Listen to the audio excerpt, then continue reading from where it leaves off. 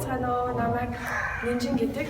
Би одоо Albion College 4-р курсын оюутан байна. Би санхүү бизнес гэсэн давхар мэргэжлээр сурдаг. Өнөөдөр та бүхэндээ хэрвээ та Америкт сурахыг сонирхож байгаа бол ирээд дадлаг болон төгсөөд яаж ажиллах, ямар боломжууд байдаг талаар мэдээлэл өгөх гэсэн юм аа. Юуны түрүүнд та сургуультай суралцах явцдаа CPT буюу Curriculum Practical Training ашиглаад дадлага хийх боломжтой.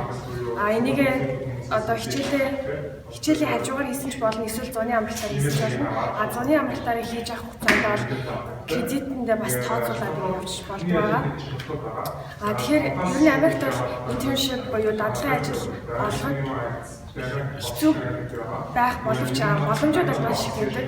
Цалинтай, цалингүй, ихэнх нь бол ерөнхийдөө сайн цалинтай. Тэгээ аюул хэрэгтэй. Би одоо өөрөө бас 3 дахь курсод төгсөөд дадлага ажил хийсэн. Тэгээ нийтдээ CPT-ийн болохоор 12 сарын хугацаанд байгаа.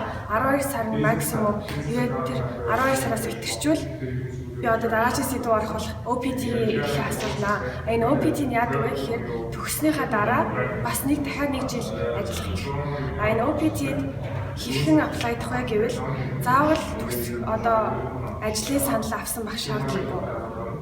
Ажил олоогүйсэн ч гэсэн төгсөөд OPT-д аплайдаад танд 3 сарын хугацаа өгнө. Тэр 3 сарын хугацаанд тэр ажлаа олох хэрэгтэй. Олох боломж бол хамстай виза өргөжлөх боломжгүй. Энэ OPT-ийн 12 сар гэсэн STEM буюу Science, Technology, Engineering and Math эдгээр мэргэжлээр сурч байгаа бол 17 сараар сууж авна. Тэгээд таны хийж байгаа ажил хамгийн гол нь мэргэжилтэй ч холбоотой байх ёстой. Тэгээд илүү дэлгэрэнгүй мэдээлэл авахын тулд Immigration-ийн вебсайт руу орж болно. Энэ нь uscis.gov